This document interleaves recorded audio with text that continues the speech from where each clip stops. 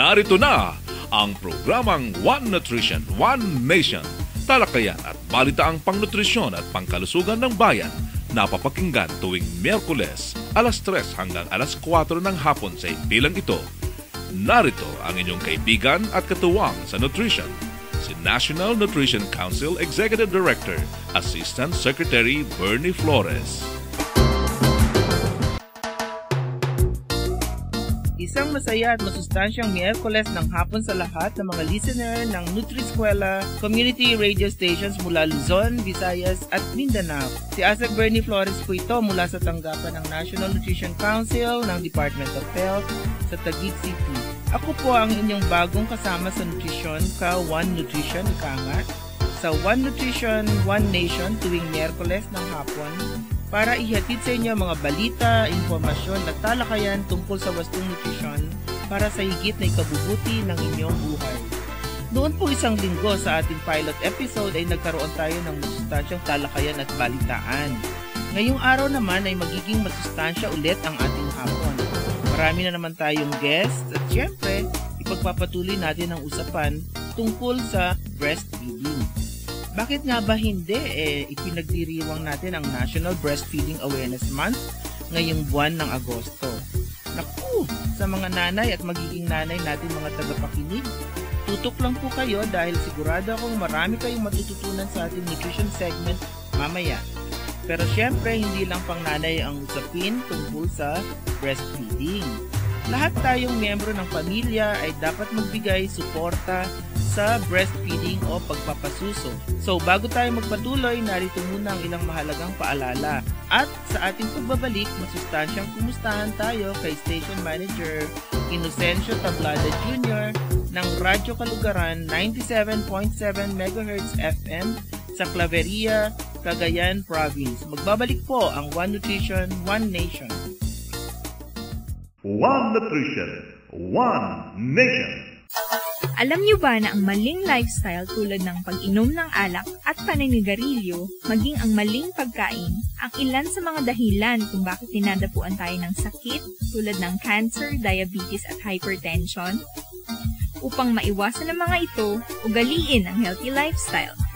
Iwasan ang matataba, sobrang matatamis at maaalat na pagkain, maging ang pag-inom ng alak at paninigarilyo.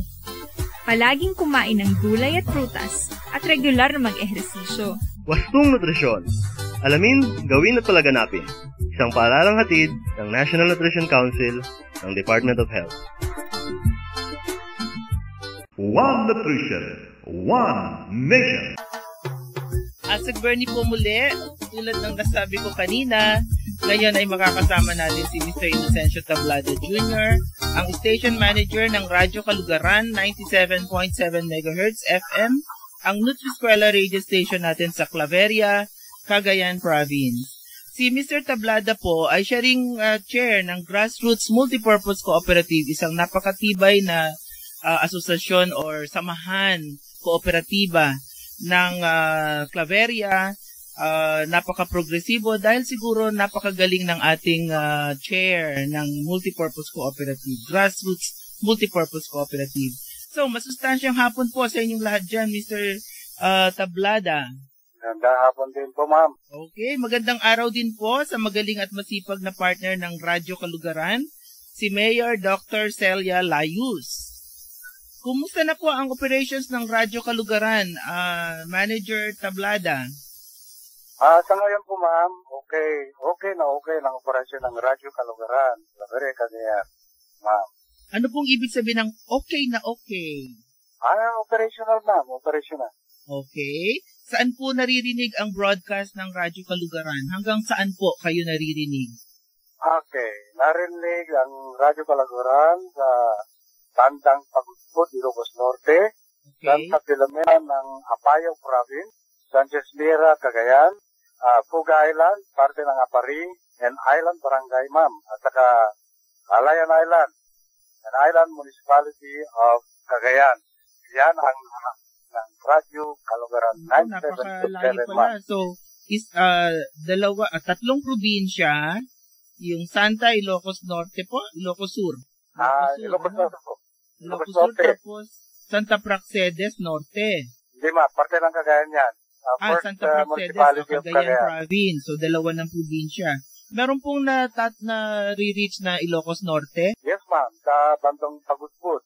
Banwa, Pagudpud. Oo, okay. Ilocos Norte. Oo. So, tatlo ng probinsya. Tapos, Sanchez Mira, Cagayan din po yun. Oh, yes ma'am, yes ma'am. Opo. At Calamian Island groups. Calayan Island ma'am. Calayan. Island, Valley of Cagayan. Calayan Island. So, Yeah. tatlong probinsya at mga iba-ibang munisipyo ng Cagayan. Yes ma'am, yes ma'am. Oo. Doon sa medyo... Apayao, Norte, Ilocos Norte at Cagayan. Tatlong probinsya ma'am. Tatlong probinsya. Wow. Malinaw po ba ang dating ng signal ninyo dun sa, halimbawa po, sa Calayan Island? Ay, according sa monitor namin ma'am, kasi marami din nag-google galing sa Calayan Island.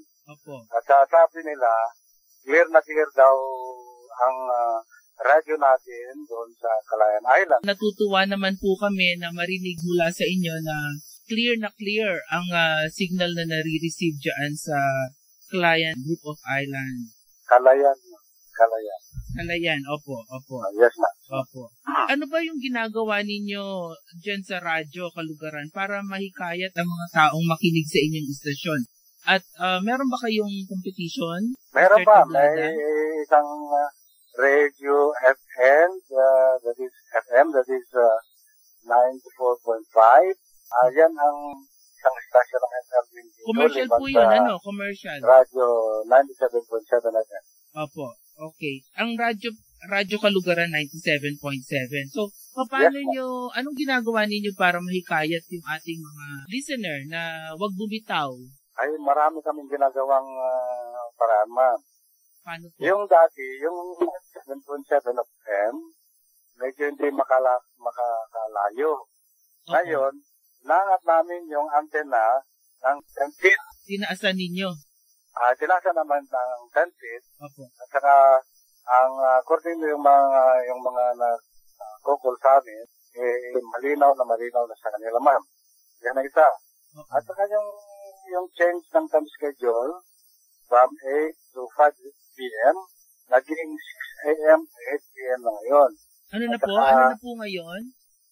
6 a.m. to 8 p.m. na ngayon, ma'am. 6 a.m. to 8 p.m. Yes.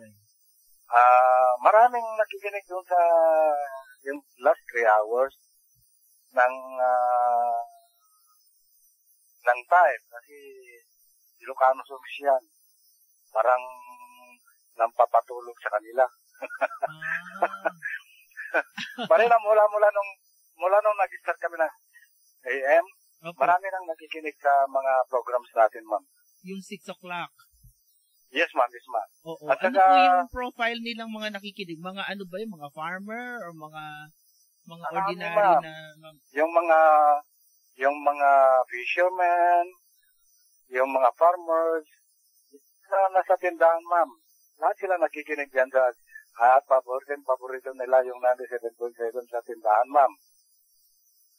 At saka, meron na kaming patrol, kalugaran patrol, ma'am. Ano po yung kalugaran patrol? Yes, yung ginagamit namin ng CP, that is one of our unity, na wala pa yung yung CP ginagamit namin para sa sa mga local youth. Meron na kayong reporter. Meron na kaming local reporter. Oo, pumupunta sa mga barangay. Yes, ma'am. Ay, very good. Tapos, meron siya ng, parang doon na siya nagre-report, naka-hook up sa inyo, ganun? Yes, ma'am. Wow. Eh di, marami. Ilan ba pong barangay sa, sa Claveria? Meron kaming 3 field reporter, ma'am. 3 field reporter. Pero ilan po ang barangay? 41 barangays, ma'am. 41. Ako, mahaba-haba. Madami-dami ang pupuntahan ng ating 3 field reporter. Yes, Kumusta naman po ang reception ng mga barangay officials, ang ating mga kapitan? Parang maganda naman, ma'am. In fact, sometimes yung mga barangay officials ang gumagamit ng GP na nagre-report din. Nandyan yung field reporter na gumagabay sa kanila. Ini-interview siya. Oo, ma'am. Interview sila rin ang meron po ba silang nire-report ng mga activities tungkol sa nutrisyon? Meron din, ma'am. Yung mga ginagawa din yung mga barangay. Kasi bago sa culmination, activity ng nutrition month, may mga ginagawa ng mga barangay tungkol sa nutrition. Opo. Ang nangunguna dito, yung mga barangay officials. Opo. Naku, talaga namang nagtatrabaho na ang Nutri-Eskwela natin, ang Radyo Kalugaran, hindi lamang sa nutrition program, kundi pati na rin sa mga iba-ibang mga gawain at usapin sa mga barangay at sa munisipyo. Ano po? Yes, ma'am. At saka noong July 29, ma'am, mayroon kami culminating activity. Opo. Na ang guest namin ay si Assistant Regional Director LPGU Akal. Opo. Lizel Magno. Isan Alayuan. Lahat sila galing sa Department of Local DLG. Dole. Labor and Employment. Department of Labor and Employment. Sila ang nagiging bisita namin ng culmination day ng nutrition. Ang tema nito ay isulong ang breastfeeding. Apo. Tama at tapat at eksklusibo. Yun ang tema. That is the theme of the culmination of nutrition. Culminating day of nutrition. Pero ang usaping nutrisyon, hindi po nagtatapos. Ano po? Yes, ma'am. Yes, ma'am. Talaga. Okay. Maraming salamat po sa mixing interview. Ay, gatas. Okay. Gatas. Station Manager Mr. Tablada Jr. Yes, ma'am. Dito po sa ating Radyo Kalugaran. Maraming salamat po sa oras na binigay ninyo sa ating One Nutrition, One Nation program. Kumusta na lang po sa lahat ng bumubuo ng Radyo Kalugaran. Okay, ma'am. Thank you. Okay, marami pong salamat. One Nutrition, One Nation. At tulad ng naipangako ko sa inyo last week, ipagpapatuloy natin ang masustansyang talakayan tungkol sa breastfeeding. At nasabi ko na sa inyo kanina sa ating introduction, ang buwan ng Agosto ay National Breastfeeding Awareness Month, kaya dapat lang nabigyan natin ng kaukulang pansin ang breastfeeding o ang pagpapasuso. Ang pag-uusapan naman natin ngayon ay tungkol sa breastfeeding support groups. At naimbita natin ang isang medical specialist mula sa Mandaluyong City